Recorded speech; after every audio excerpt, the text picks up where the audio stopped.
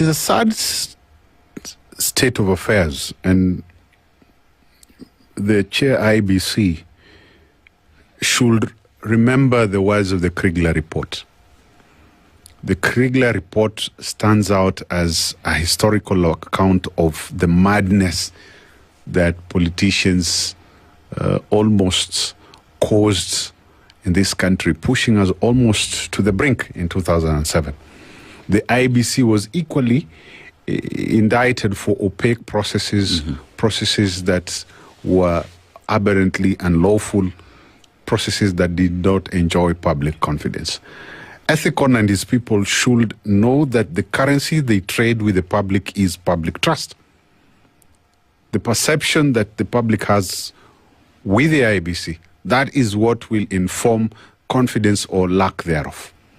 And we are seeing the inaction and the hopelessness with which the IBC is operating as feeding what we are seeing on the streets. Because a year to the election, and you see the images out of Kisumu, and generally this is feeding to the general crime and lawlessness we're seeing in the country. Yesterday I was seeing some video of a lady who was seated out in a salon somewhere, and she is mugged outside the salon. And we have seen various videos of the instances of crime that have become the norm as a result of this phenomenon called goonship, which is thuggery, for the lack of a better term. And these are things that Ethicon should call to order. He needs to sit down with the other lawyers. And this involves my good friend, the CS for Interior, Kipchumba Murkomen. Who's a lawyer too? He's a lawyer. And he used to be a CU chairperson somewhere. As we approach 2027, Kenyans are asking, how do we trust IEBC that it is able to deliver an election as prescribed by the Constitution? Where that trust lacks, what does it mean to elections of 2027? IEBC as an EMB, an election management body, is required under international law and domestic constitutional law and legislative instruments to be impartial. Impartiality on its part hinges on a number of measures, and certainly Article 81 of the Constitution gives us parameters that the IBC must focus on in terms of its preparedness. So Article 81 says this, that any election must be free from violence, intimidation, improper influence, and corruption.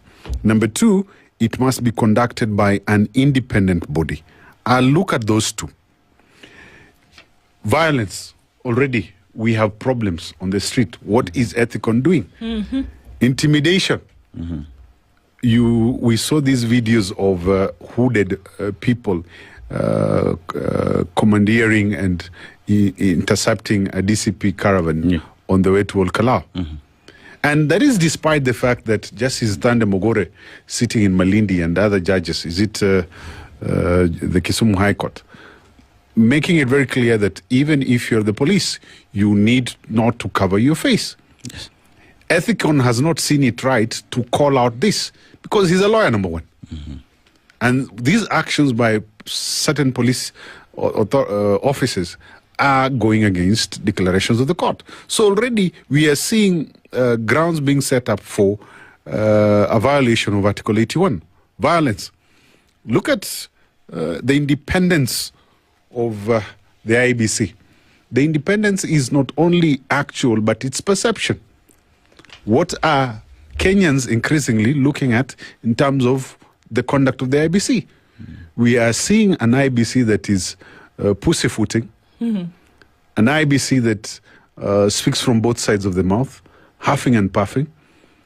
For heck, apart from Ethicon, who we see once in a while giving us the PR, where are the rest of the commissioners? Because you see, Ethicon is just primus inter pares, one amongst equals. And those commissioners are going to be collectively responsible and individually responsible. So they need to remember that there are certain things that they need to do in the lead up to the election. I spoke of the KPMG audit. We have not been given an audit of the mass with the mass failure of the BVR kits. Mm-hmm.